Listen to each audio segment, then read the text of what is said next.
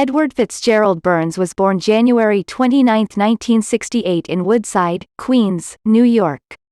He is the second of three children of Molly McKenna, who worked for the Federal Aviation Administration at Kennedy Airport, and Edward J. Burns, a police sergeant and active spokesperson for the New York Police Department.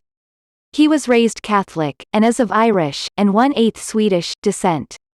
Edward, along with his older sister, Mary, and brother, Brian, were raised in Long Island. He attended Catholic Chaminade High School before transferring to a public high school. He went on to attend the State University of New York at Albany and Oneonta College in New York to major in English literature.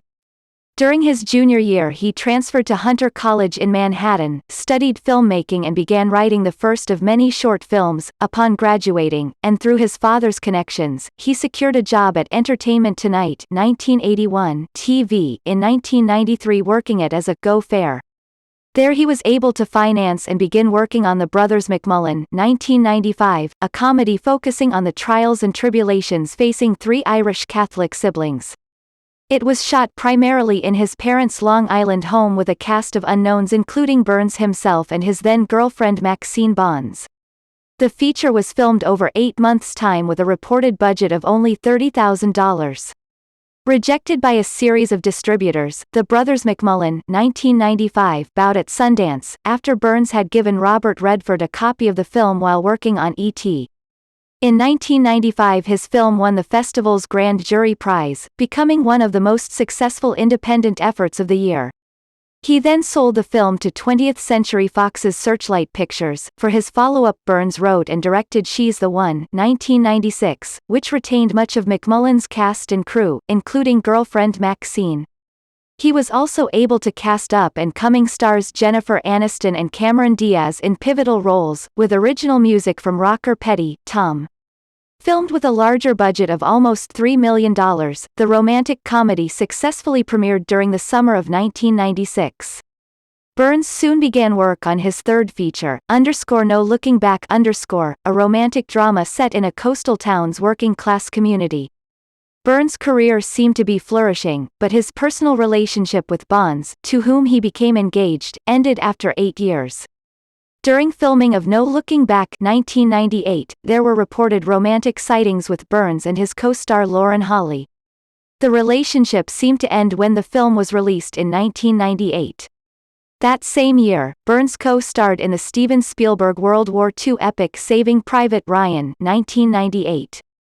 After that pivotal role in one of the greatest films of all time, Burns continued a good year, and a new relationship with Heather Graham.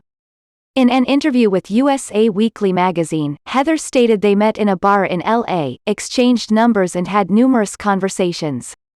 Burns then flew back to New York and she flew to East to see him a month later. Soon after, Burns and Heather were seen at many premieres and events. It was also reported that couple was living together. But their relationship ended after 2 years. Although they were dating during the filming of his next project 15 Minutes 2001, starring alongside Robert De Niro, Burns attended the premiere with none other than Christy Turlington.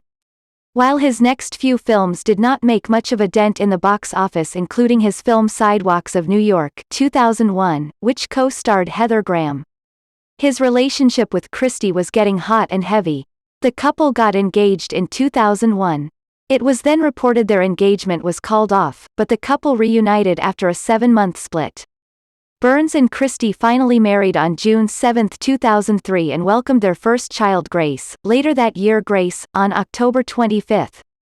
Burns' most recent projects include writing and directing The Groomsman 2006 and Purple Violets 2007. He welcomed his second child, son Finn, February 2006, with wife Christy. Burns is committed to writing and directing his own films. He's not affected by his feudal work and continues his own projects with poise, tackling touchy relationship subjects and pioneering real-life matters. With his panoply of Woody Allen-like films, there is no doubt Edward Burns will continue to dazzle us with his undeniable talent while gaining the recognition he deserves as a great writer and director.